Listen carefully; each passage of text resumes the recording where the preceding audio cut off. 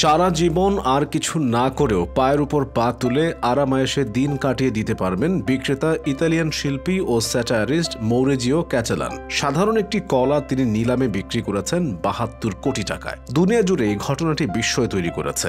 এত দামি এই কলায় কি এমন আছে? নেই, আসলে এই কলার কোনো বিশেষত্ব নেই। এটি স্রেফ একটি কলা যা আমরা টং দোকান কিংবা ভ্যান থেকে কিনে খাই। সাদামাটা সেরকমই একটা কলা দিয়ে একটি শিল্পকর্ম বানিয়েছিলেন মৌরিজিও ক্যাচেলান। নাম দিয়েছিলেন দ্য কমেডিয়ান। তেমন কিছু না, দেয়ালে স্কচ টেপ দিয়ে একটা কলা আটকে দিয়েছিলেন, সেটাই শিল্পকর্ম। মূলত এটি একটি কনসেপ্ট আর্ট। সত্যিকারের কলা বলে একে বারবার বদলাতে হয়। মাঝে একবার প্রদর্শনী দেখতে এসে মজা করে কলাটি খুলে খেয়েও ফেলেন আরেকজন শিল্পী। ২১শে নভেম্বর নিউ ইয়র্কের বিখ্যাত নিলামকারী প্রতিষ্ঠান সথবির এই কলার শিল্পকর্মটি নিলামে তোলে। পুরো নিলাম চলে অনলাইনে। সবার চোখ ছানাবড়া করে দিয়ে দাম চড়তেই থাকে। কেন একটি কলা এত দামে কিনছেন সেই প্রশ্নে না গিয়ে শুরু হয় দাম বাড়ানোর প্রতিযোগিতা। কলাটি কিনতে সানের সঙ্গে প্রতিযোগিতায় নেমেছিলেন মোট ৭ জন। তারা যখন পাগলের মতো দাম বাড়িয়ে যাচ্ছিলেন তখন ধারণা করা হয়েছিল বড়জোর $১ মিলিয়ন গিয়ে থেমে যাবে এই নিলাম। কিন্তু শেষ হাসি হাসেন চাইনিজ ক্রিপ্টো বস জাস্টিন সান। ততক্ষণে দাম উঠে গেছে $৬২ মিলিয়ন।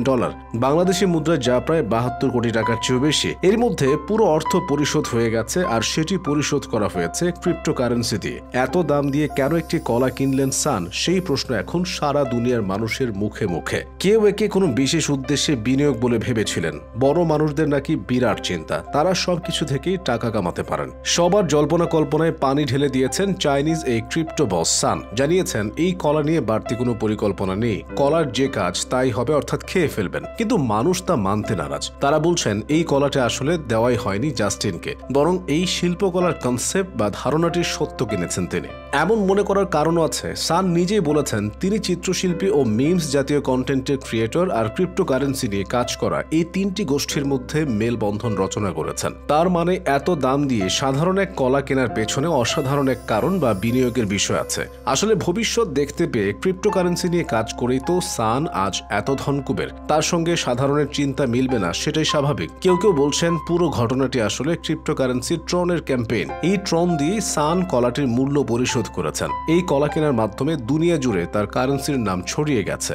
৭২ কোটি টাকা বিজ্ঞাপনের পেছনে খরচ করলেও তিনি এই প্রচার পেতেন না। ১৯৯০ সালে জন্ম নেওয়া জাস্টিন সান ক্রিপ্টোকারেন্সির একজন তরুণ উদ্যোক্তা। তার কারেন্সি ট্রন এখন বিশ্বের আলোচিত এক নাম। যুক্তরাষ্ট্রের পেনসিলভেনিয়া ইউনিভার্সিটিতে পড়ার সময় জাস্টিনের এই কারেন্সি নিয়ে খুব আগ্রহ জন্মায়। বিটকয়েন নিয়ে কাজ করেছেন সান। ২০১৮ সালে বিট টরেন্টো নিজের দখলে নেন তিনি। একটি ক্রিপ্টো এক্সচেঞ্জের মালিকও তিনি।